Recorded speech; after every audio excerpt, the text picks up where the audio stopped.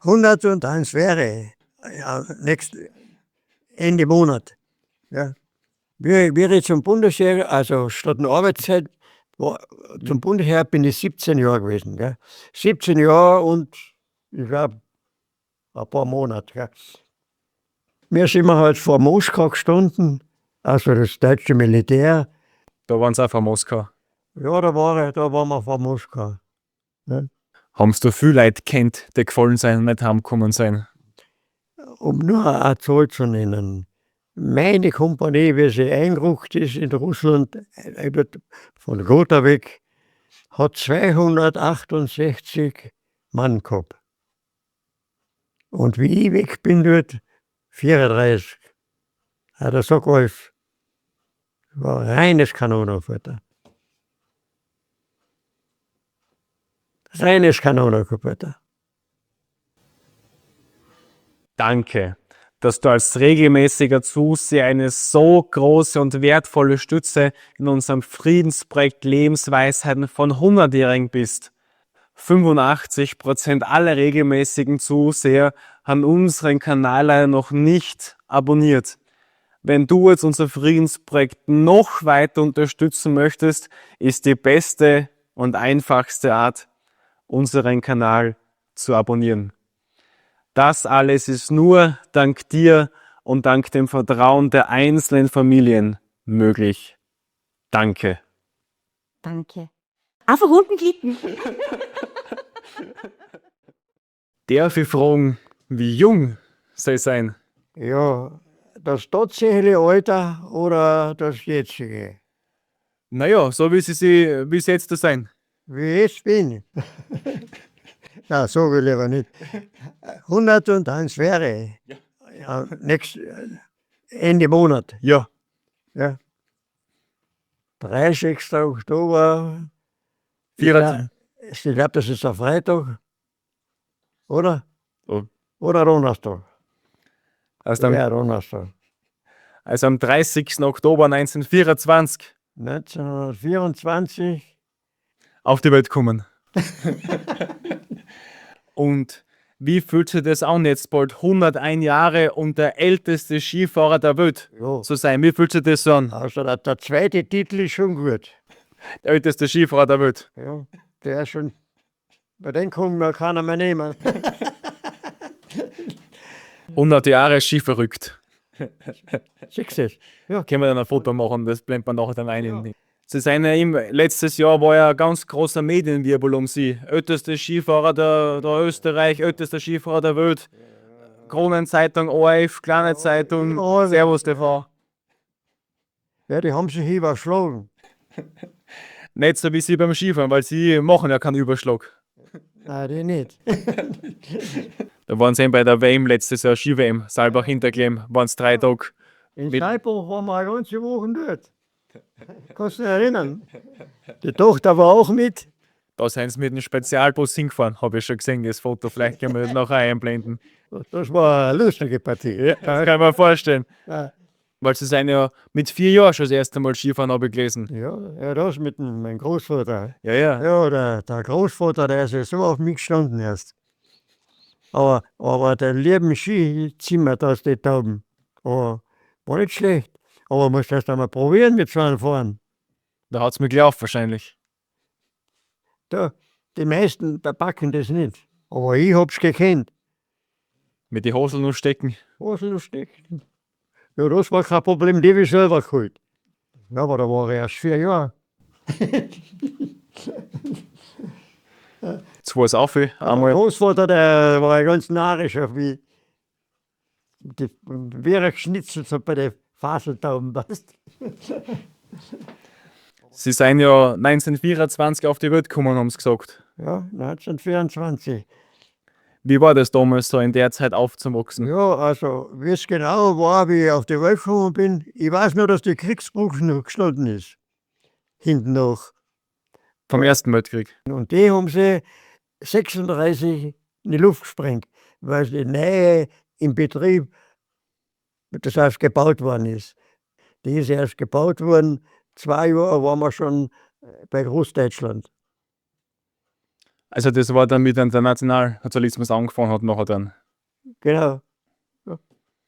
Wie war denn das, wie das dann damals so angefangen hat mit dem Nationalsozialismus? Wie haben Sie das Ja. damals so erlebt gehabt? Wenn ich jetzt ganz ehrlich bin, die erste Zeit eine Mords-Euphorie, weil erstens hat man alles gekriegt, was man zum Leben gebraucht hat. Das hast du alles gekriegt in die Geschäfte, wie die gekommen sind. Gell? Und vorher war tote Hose. Gell? Die Zeit war äußerst schlecht in Österreich. Überall hat es gefällt. Von der Arbeit und vom Geld her, generell alles. Arbeitslosen, Geld, Essen, alles. Es war ja vor die Arbeitslosenzeit. Da hat Und man die ja nicht gehabt. Arbeitslosenzeit und. Also, das natürlich, das später dann schlechter geworden, das ist auch das Kapitel. Sie haben ja gesagt, am Anfang da war Begeisterung war da und das Die alles. Begeisterung, die war ganz enorm. Gell? Ist ja logisch. Gell? Weil, wie viele Leute haben was zu essen gehabt? Also, die sogenannte Armenausspeisung, was es damals wie hinten nach der Frage kam, die war fürchterlich. Ja? Sind wieder nur die was schon was gehabt haben, haben was gekriegt und die anderen nicht. War das relativ durchgehend, so die Begeisterung in der Bevölkerung am Anfang, oder haben Sie das so. Also nach meinen späteren, das bin ich viel zu jung gewesen, habe ich nicht mitgekriegt alles. Es war überfallsartig und so haben sie auch gehandelt. Gell? Die haben nirgendwo etwas was Gescheites gemacht. Für die Brücken haben sie, dass sie die Brücken gebaut haben, die neue, die ist erst 2 Jahre später, wie sie angefangen haben zu bauen, ist sie erst in Betrieb gegangen. Ja? Weil eben nichts gegangen ist. Gell? Und haben Sie das irgendwie gemerkt, dass Sie da irgendwas anbahnt vielleicht, dass da die irgendwie einen Krieg anfangen wollen? Haben Sie das irgendwie so mitgekriegt gehabt im Vorhinein? So, wie war das so? Die Begeisterung hat vielleicht, ich würde sagen, ein knappes Jahr gehalten. Gell? Ein knappes Jahr vielleicht. Aber nachher ist es auch immer schlechter geworden in Österreich. Gell? Und vor allem, was wir gemerkt haben, einrücken, gell? Zum Militär, nicht? Wie ich zum Bundesheer, also statt einer Arbeitszeit, zum Bundesheer bin ich 17 Jahre gewesen. Gell? 17 Jahre und ich glaube ein paar Monate. Gell? Am Anfang bin ich in Thüringen gewesen. Und zwar in Gotha. Wie hat denn da die Ausbildung ausgeschaut? Da? Streng preisig. Ich war schon hinlaufen. Zu mir hat er gesagt, der 4. Mann vortreten. Das waren Sie. 4. war ich. Hab ich vortreten. Dann hat er gesagt, haben Sie jetzt gedacht? Ich? Nein. Oh, aber ja. Da war es ganz kalt. Hat die ganze Gemeinde müssen vortreten. Sie haben gelacht. Nein. Dann hab ich 3 Tage Arrest gekriegt. Wie dass ich die Wahrheit gesagt habe. Und von da sind Sie dann nach Russland gekommen, von dort dann weg. Sofort von dort, von Gotha, direkt die Retimesa um. Beim 41, beim Russlandkrieg, bin ich schon dabei gewesen. Wir sind halt vor Moskau gestanden, also das deutsche Militär. Da waren Sie auch von Moskau. Ja, da waren wir vor Moskau. Noch einmal setzt das deutsche Oberkommando alles daran, nach Moskau durchzustoßen. Vergeblich. Den deutschen Soldaten fehlt die Winterausrüstung. Sie kämpfen in ihren Sommeruniformen, während die Temperaturen auf minus 20 Grad sinken.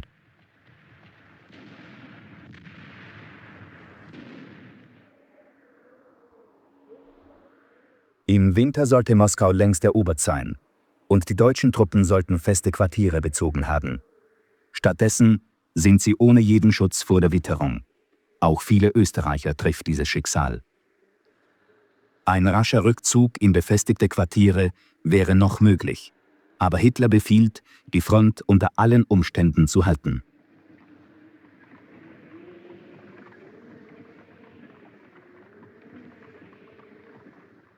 Der motorisierte Nachschub kommt bald zum Erliegen. Pferdeschlitten kommen gerade noch durch. Nur wenige Filmaufnahmen wurden damals gemacht und nur ganz wenige sind erhalten geblieben. Aber auch diese wenigen lassen erahnen, welchen Strapazen die Soldaten damals ausgesetzt gewesen sind. Wie haben Sie nur den Winter miterlebt im ersten Jahr in Russland? Wie war denn das? Der Krieg selber. Mhm. Ja, Im Winter vor allem. im Winter. Also zu 90 haben wir eine auf Kärntnerisch schleißige Hand gehabt. Ja, also war nicht katastrophal. Aber wenn du jung bist, nachher holt das halt viel mehr aus. Gell. Da bin ich erst nach 2 Jahren heimgekommen. Wann sind Sie heimgekommen? Ja, 43. Also den ersten Heimaturlaub oder so dann? Den ersten Ende habe ich nach 2 Jahren habe ich den gekriegt. Und dann habe ich, also das ist ja witzig, also,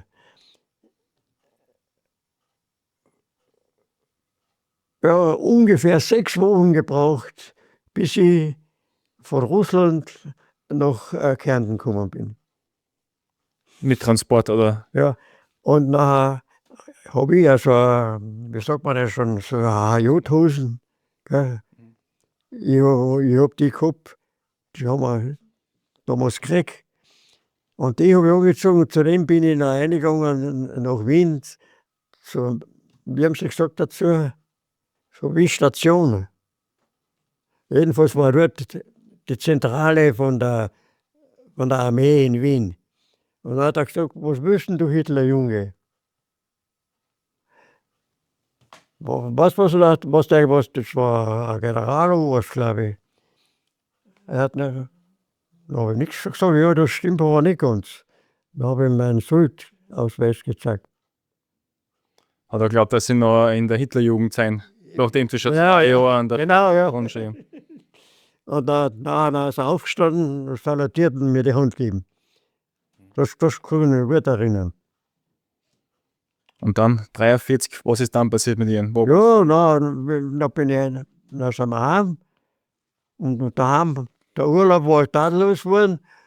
Die haben überall geschaut, dass ich zurechtkomme. Und nach 2 Monaten bin ich wieder gefahren. War fürchterlich. Es war eine fürchterliche Zeit. Das. Dann bin ich zum Chef von der 1. Gebirgsdivision. Waren wir Begleitschutz. Gell? Aber dann habe ich mit denen nichts mehr zu tun gehabt. Dann habe ich jetzt eine eigene Truppe gehört. Gell? Also so Bewachungstruppen von den Heeren, Offiziere und Generäle. Ja, was vielleicht so Gewimmel von Generäle heißt. Ja, aber das war mir egal. Was am Anfang haben wir mir ja noch geglaubt. Wir kämpfen fürs Vaterland. Und erst im Laufe der Zeit ist es uns klar geworden, für was wir. Für was haben Sie denn dann? Ja, ich hab mich nicht für die entschieden, die Leute umzubringen. Ich habe versucht, dass ich die Kurven da kratzt.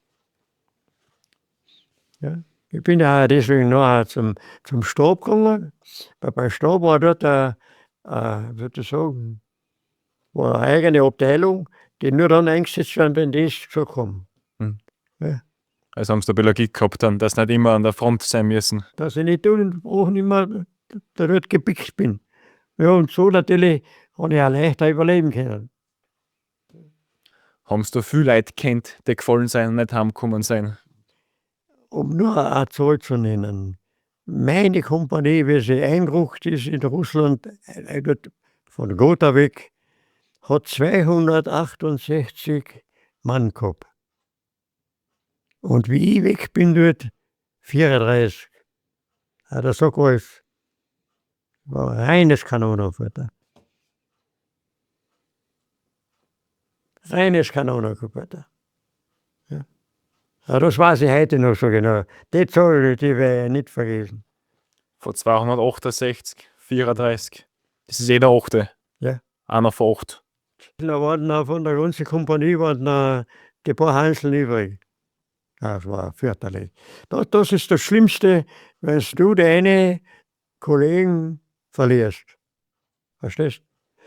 Aber obwohl du nichts dafür kannst oder nichts machen kannst. Ja. Wenn es gegangen ist, habe ich mich geschaut, dass ich mich aus der Misere heraushalten. Aber vielen ist es leider nicht gelungen. Von meinen Kumpeln. Das tut mir schrecklich leid, aber ich habe es nicht ändern können. Ja? War man machtlos dagegen. Ganz machtlos. Das ist, als wenn, guck dir vor, als wenn du gelähmt wärst. Ja? Das ist scheißlich. Und musst mit, weil du uns da bist selber weg. Ja, und dann musst du dir vorstellen, liegst, aber ein anderes Mal, du liegst, und da, wo ich hundertprozentig eingehen hätte müssen, Mhm. bin ich auch davon gekommen. Wie war das? Ja, wir sind mal zu viert in einem so einem sogenannten Kampfzelt, ein 3/4 Meter eingegraben, ja, und drüber ein Blachen. Ja. Und wir haben wir ungefähr ja, zwischen 15 und 1600 Meter von Gegner weg. Und da drin sind wir vier, ja. Na, sagt der eine, da haben wir immer müssen 2 Kilometer hintergehen, Frühstückmüll holen. Und die haben alle gewusst, dass ich hergehe, dass ich überhaupt kein Problem habe. Und ich bin nicht nur mein Milch holen gegangen, sondern auch die für die anderen auch. Gell? Ja, und an dem Tag liegen wir da vier drin. Dann sagt der eine, sollt nicht ich heute gehen Milch holen. Dann sag ich, ja, ich habe nichts dagegen. Und bei Noe war ich drin geblieben und der andere war gegangen. Aber dann hat er gesagt, tun wir so. Und wie ich weg bin dort, rums eine komplette Granaten direkt in unseren Bunker rein. Die anderen 3 waren natürlich alle weg. Und damit ich auch, nicht? Ja, aber ich sage, meine Zeit war noch nicht abgelaufen. Weil ich habe nichts dazu getan. Also Zufall war das mehr oder weniger, kann man sagen. Ja, Zufall und Glück. aber ich halte nicht viel von Zufall.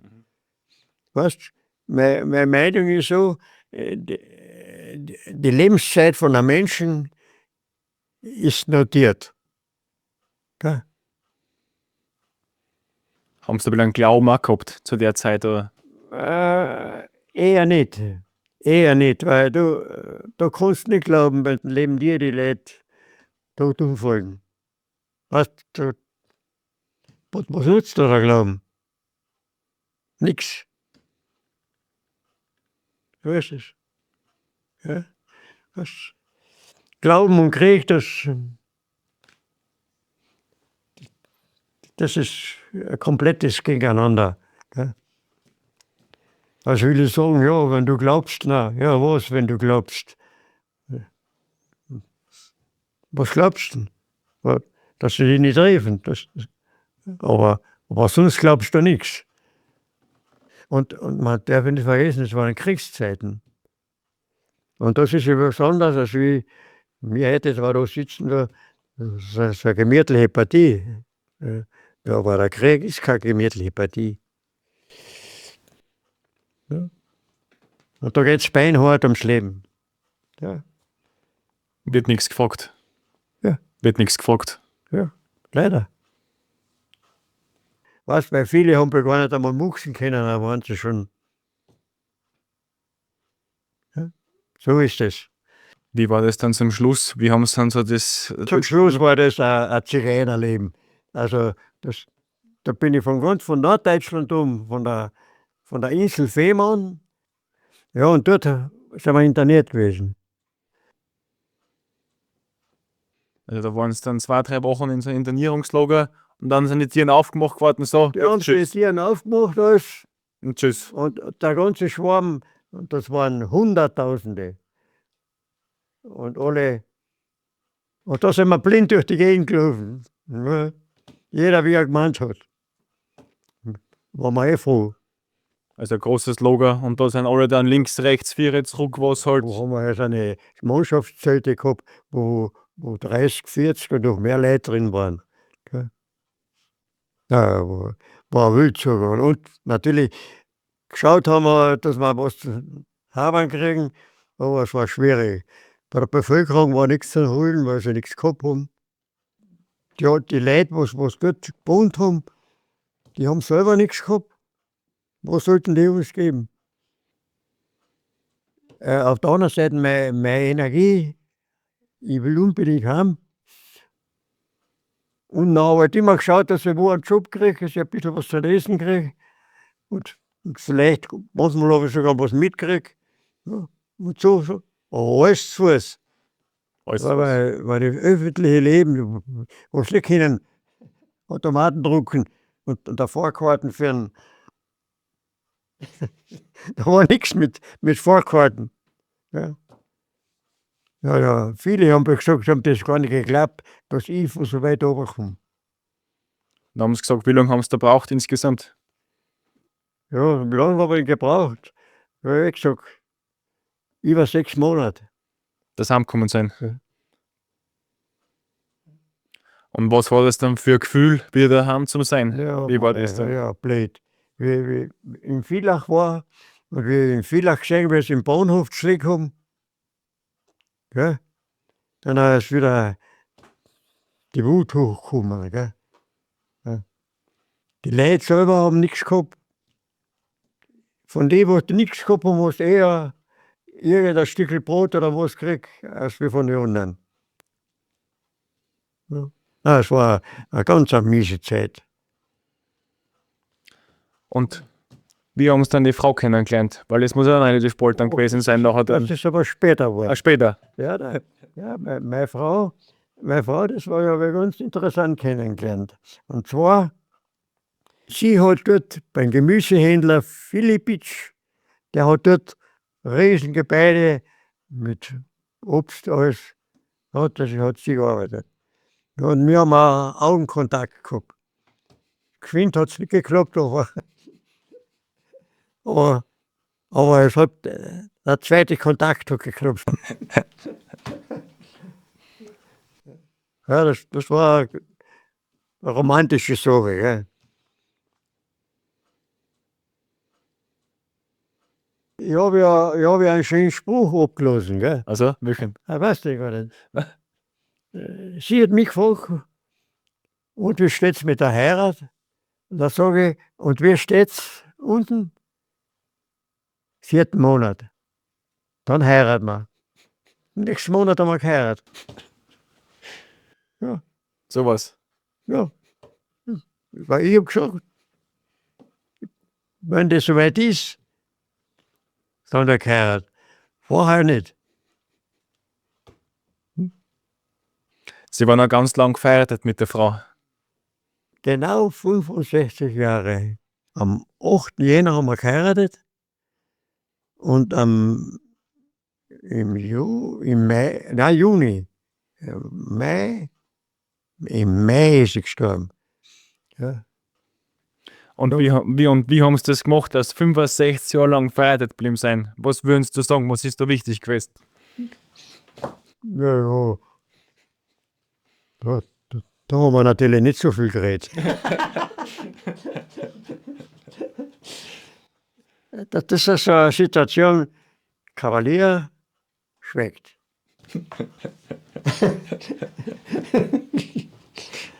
Ja, aber es war eine harte Zeit. Gell? Und es waren nach dem Krieg so viele Sachen, über die hast du können aufregen. Dass da die oft einmal gar nicht mehr in die Volksschulen gefallen sind. Wie haben sie denn das alles verarbeiten können vom Krieg? Wie ist denn das gewesen? Ja, ich bin halt so wie heute, bin ich auch noch ein stabiler Mensch, nicht? Und der war ich damals schon. Also, ich bin eigentlich nie, sagen wir, ich habe immer gewusst, was ich will. Und das habe ich versucht, wenn es natürlich nicht gegangen ist. Aber so gut es gegangen ist, das ist eine Reihe. Alles ist mir natürlich nicht gelungen. Ja, aber das hat in der Situation gelegen. Nicht? Wenn vielleicht wir friedlich zusammengekommen waren, nicht ich von der Gefangenschaft, ich war einen 6 Monate Marsch hinter mir. Hamberts auch. Hamberts habe ich auch einmal bei der Kriegs-LKW, nicht Werks-LKW. Da habe ich auch einmal mitfahren, ein Stückchen, gell? Wenn die irgendwo was transportiert haben. Aber das meiste bin ich alles zu Fuß. Und konditionsmäßig war ich gut benannt. Ja. So wie heute noch. Besser sogar vielleicht. Aber ich war schon gut benannt. Und wenn sie jetzt heute wieder sehen, wie das alles wieder anfängt, wie geht es ihnen dann so, wenn sie sehen, der Ukraine und da überall? Ja, der heutige Krieg ist ein anderer. Der frühere Krieg, der ist, wie soll ich sagen, Mann gegen Mann gegangen. Und der heutige ist nur mehr Maschine gegen Maschine. Das ist ja kein Krieg mehr. Und jetzt was weiß ich, die Weltfirma da bestimmt, wie wenn wir die vernichten, dann vernichten sie sie. Dann lassen sie einen Bombenteppich drüber. Was willst du denn da noch Krieg führen? Das ist ja kein Krieg mehr. Ja, das ist der Krieg der Großmächte. Ja. Und die Kleinen haben da überhaupt nichts zu melden. Überhaupt speziell aus einem Land wie Österreich. Ja. Das ist, Was würden Sie denn sagen, kann man machen, dass wir das verhindern, dass das nochmal irgendwie kommt? Was kann man da machen dagegen? was könnte man da machen? Ich bin der Meinung,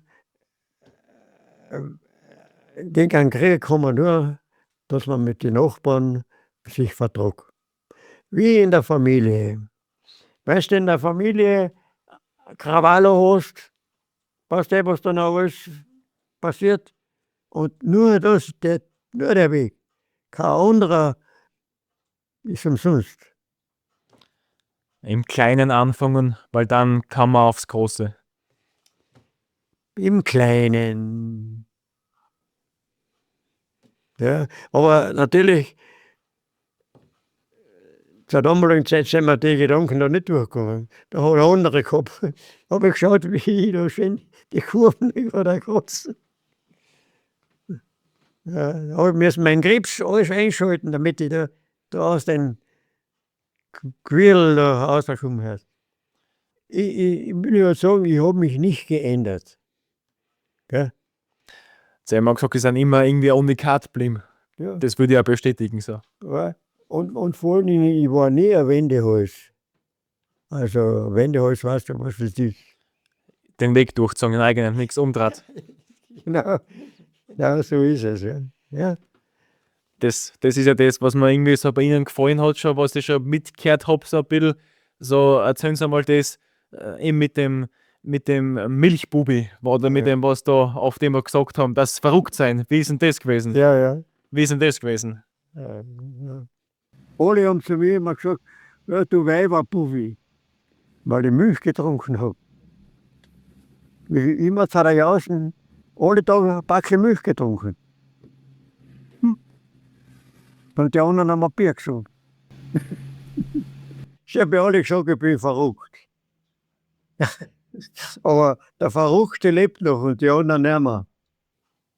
Was würden Sie sagen? Wie haben Sie denn das gemacht, dass 100 Jahre geworden sind? Haben Sie irgendwas Spezielles gemacht? Warte mal, was habe ich? Was Sie gemacht haben, dass jetzt der älteste Skifahrer sein, was haben Sie gemacht, dass 100 Jahre geworden sind? Da sind die Karten gekriegt. Nein, das zu dem kommen wir auch noch. Ja, wie sind Sie zur Karten gekommen? Wie war das? Ja, zur Karten bin ich ganz einfach gekommen. Der Präsident da von einem großen Skiverbund, er hat gesagt, die Karten geben wir im Bistro. Na, sag er, sind Sie einfach schon? Sag ich, freilich. Sag ich, und weiter? Und dann hat er leichtsinnigerweise gesagt, was du selber holen kannst, kriegst du. Also hat der Chef gesagt, da waren es 90 Jahre, solange sie selber hinkommen in Skiuniform, in Skigewand, können sie immer gratis Skifahren. Bei denen kann ich immer fahren. Seit 10 Jahren fährt Gottfried hier in Bad Kleinkirchheim gratis. Denn der damalige Bergbahnenchef hatte ihm, leichtsinnigerweise, eine Freikarte angeboten, solange er sie noch persönlich und in Skiausrüstung abholen kommt.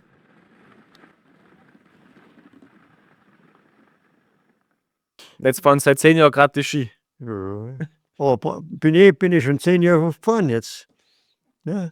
Na, war immerhin, kostet die Karten 700, gell?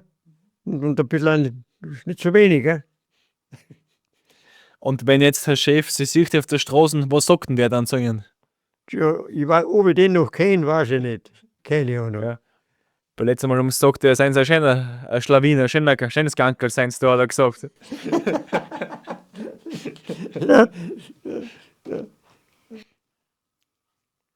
Sie haben auch oft immer gesagt, die Leute haben oft gesagt, sie seien verrückt, weil sie so viel Skifahren.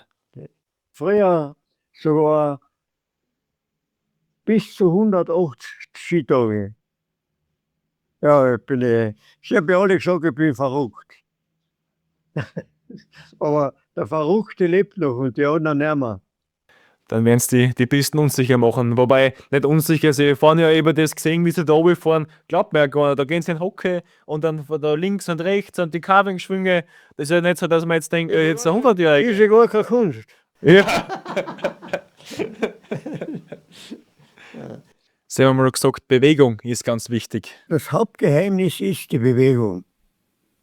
Es gibt kein anderes Wort dafür, Bewegung. Und das ist die Ursache, warum ich so benannt bin. Die Bewegung ist das Um und Auf. Ich bin ja deswegen eigentlich dankbar, dass wir überhaupt ein Interview jetzt machen dürfen, weil normalerweise sitzen sie ja gar nicht. Sie stehen ja noch die ganze Zeit, haben sie gesagt. Ja, aber das habe ich aber nicht offiziell gesagt. das habe ich wohl gesagt, aber offiziell darf das nicht gelten. Ja. Aber sie sind immer in Bewegung. Das soll rauskommen, dass sie immer was tun. Ja. Ja. Nein, manchmal lasse ich schon eine Gespräche abhören. Da muss ich mir hinten noch dann mal wieder zum Recht. Der Verrückte lebt noch und die anderen nicht mehr. Bei uns die Geschichte hätte ich noch gern festgehalten, weil die ist sehr, sehr großartig. Wie sie da bei der Jausen haben sie immer die Milch getrunken. Immer. Genau. Und die anderen 50 Jahre lang habe ich Milch getrunken. Alle Tage einen halben Liter Milch. zu Jausen oder generell. Ja, die anderen haben Bier getrunken. Ich immer zu der Jausen alle Tage ein Päckchen Milch getrunken. Und die anderen haben ein Bier geschoben. Wenn sie mir ein Bier umgestellt sind, dann habe ich einen gewusst, der denkt gern 3, dann habe ich den ums Bier umgestellt. Ich habe während der Schicht ich hab schon ein Bier getrunken. Aber ein Bier, das war für mich Nonplusultra. Da war ich schon rauschig. Weil ich nie keins trinken. Weißt du, bei uns war das so üblich, diese Arbeitstrupf, gell? Da waren auch meistens, da war ein Schwarzer, ein Schlosser und dann 7, 8 Berufe in so einer Gruppe benannt und das war so ein Trupp, der überall das repariert hat. Verstehst du? Und bei 4000 Leuten. 4100 haben wir gehabt. Also wie ich ins Werk eingetreten bin, waren 4100. Und da haben sie immer die Milch getrunken und die anderen haben das Bier gesoffen. Ja, und die Milch, das war selbstverständlich. Die hat gar nicht gefragt, jetzt vielleicht umgestellt. Sie hat gewusst, der trinkt sie. Ja, und dann haben wir entweder hergeschenkt oder was anderes getan halt damit. Und da haben sie oft gesagt, sie seien verrückt. Ja, ja, und dann der Verrückte lebt immer noch. Kennt ihr den heute schon? Na, da hat er dumm schon, gell? Aber der ist gar nicht mehr da. Das haben sie so cool in dem Interview gesagt, eben, dass die Leute haben oft gesagt, sie seien verrückt. Ja. Aber der Verrückte lebt noch und sie lassen sich gerne als verrückt bezeichnen. Das hat mir so gefallen. Ich habe ja alle gesagt, ich bin verrückt. Aber der Verrückte lebt noch und die anderen nicht mehr. Ja, ja, ich habe schon ganz gute Sachen. Ja. Und deswegen haben sie gesagt, dass sie nie ein Halsumdreher waren, sondern immer. Ja, das stimmt ja. Warum ist das wichtig, dass man das, oder dass sie das gemacht haben? Warum würden sie sagen, ist das wichtig? Warum ist es wichtig? Ja? Ja, oft einmal sind Sachen, dass man die einfach macht, die muss man machen. Verstehst? Und auch viele sagen, du getraust dir nichts sagen. Das habe ich auch schon ein paar Mal gehört. Aber das ist dem nicht. Wenn bei mir etwas nicht stimmt und das ist, na blecke ich das an. Ohne Rücksicht auf Verluste. Ist mir wurscht, wer da neben mir steht. Das ist mir ganz egal. Und wenn er mich raushaut. Ihr eigenes Ding haben sie gemacht. Ja. Krass.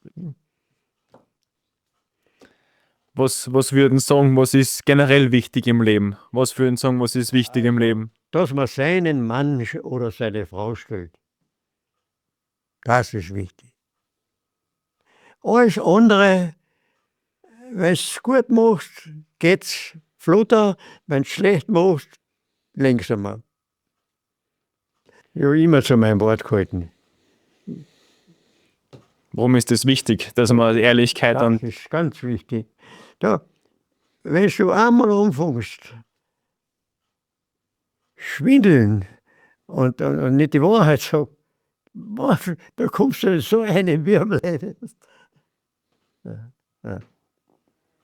Klar, natürlich ist es als ein älterer Mensch leichter, die Wahrheit zu sagen, als wäre es ein Junger.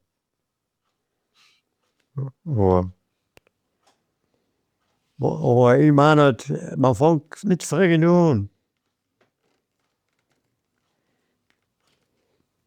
Welchen Ratschlag würden Sie den Zuschauern mitgeben, so fürs Leben? Zuschauer. Ja. Oder Ihren Kindern, Enkelkindern. Fest trainieren. Fest trainieren und so, dass er immer fit bleibt. Fit ist das wichtigste kurze Wort, was man einem Sportler mitgeben kann, auch einer Sportlerin. Das ist das Um und Auf. Von denen geht alles, läuft alles andere parallel mit. Ja? Aber fit, das ist es. Und wenn du fit nicht bist, also bei mir hat es das überhaupt nicht gegeben, dass bin ich, was heute gehst du schon wieder Skifahren? Bist du nichts mehr? Nein. Das ist es. Das meine ich damit. Ja. Und wenn dir die Strapazen vom Skifahren, was einen anderen stört oder nicht, dass er nicht will, das tut mir gar nichts. Das ist mir ganz wurscht. Für Sie war die Gesundheit immer ganz wichtig. Gesundheit war wichtig. Aber natürlich, ich habe immer geschaut, dass ich selber brauchst du da endlich, habe ich Kilo auch keine. Ich passe bei Nesen immer schon auf. Und jetzt ist es so, jetzt brauche ich nicht mehr aufpassen, weil mein Magen sich auf das gewöhnt hat. Jetzt passt es, gell? Da haben Sie ja Das gesagt, tut er selber. Jetzt passt der Magen auf mich auf. auch wenn das Essen gut schmeckt, wenn Auch nicht. Nein. Nein, wenn das Essen gut schmeckt und vielleicht noch was möchten, Ja. aus. Du, ich habe 30 Jahre bin ich bei den bei so einem, wie sagt man denn, Masterkurs, Master heißt das Rennen, bin ich 30 Jahre gefahren. Ski. Ski, ja, Ski. 30 Jahre. 30 Jahre, aber jedes Jahr. Verletzungsfrei. Ein bisschen an der Wehwehchen habe ich schon gehabt, aber ich habe mir nichts gebrochen. Ja, Die ganzen Pokale haben wir ja gesehen jetzt da hinten. Das ist ja Wahnsinn. die Wahnsinn, ja. Ja, das sind aber die Hälfte vielleicht. Die Hälfte ist unten. Ja, ja, ist ja klar. Wie gesagt, ich habe ja 40 Jahre, 30 Jahre die Dinge da gefahren. Ja, Masters. Masters, ja. Und da geht immer was aus. Mal Erster, dritter, ja, je nachdem. Was würden sagen, was ist der Sinn im Leben? Der Sinn im Leben ist, dass du dich wohlfühlst. Das ist einmal oberste Prämisse.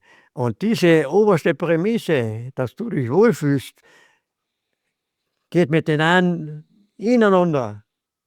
Weil wenn du keine Disziplin und nichts hast, dann wird da vieles nicht gelingen. Also wenn das so. Das ist einmal ganz wichtig. Wie kann man die Disziplin kriegen, das gerade angesprochen haben? Das kann man lernen. Wie geht das? Ja, es geht ganz einfach.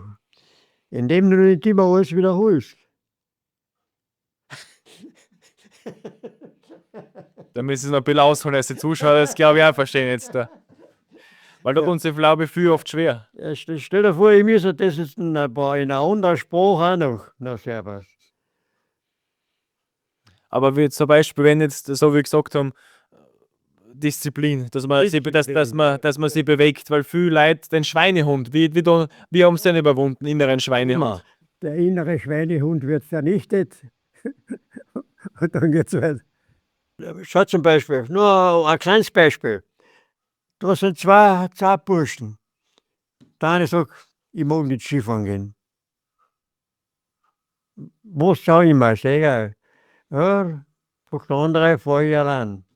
Das nächste Mal geht es umgekehrt, mag der eine nicht. Und so fängt es an. So entstehen entweder Freundschaften, weil sie beide das Gleiche wollen, oder beide das Gleiche tun. Ja.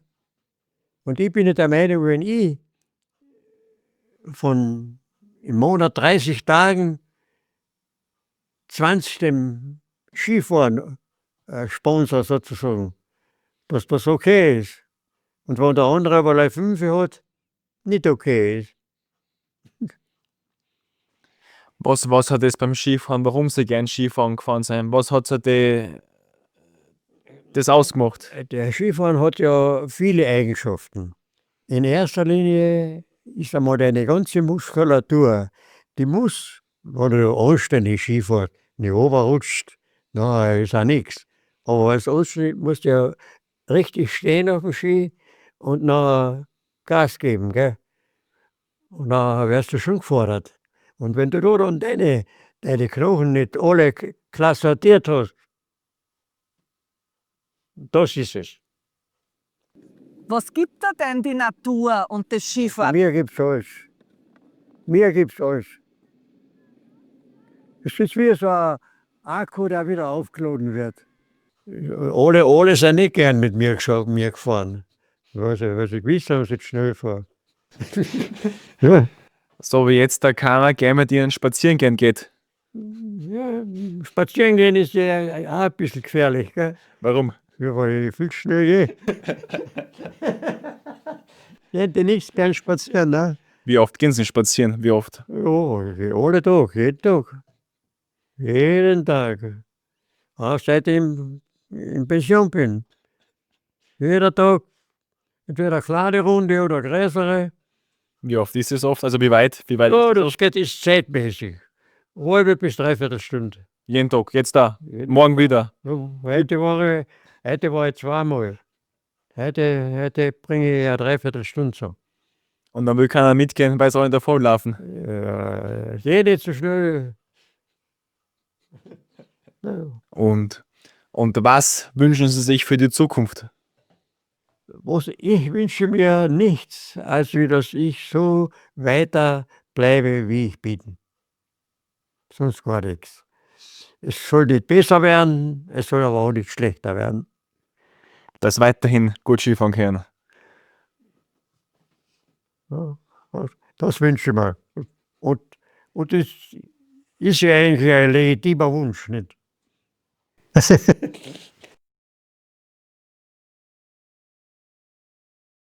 Ich habe ja alle gesagt, ich bin verrückt. Aber der Verrückte lebt noch und die anderen nicht mehr. Ich lasse mich gern verrückt nennen.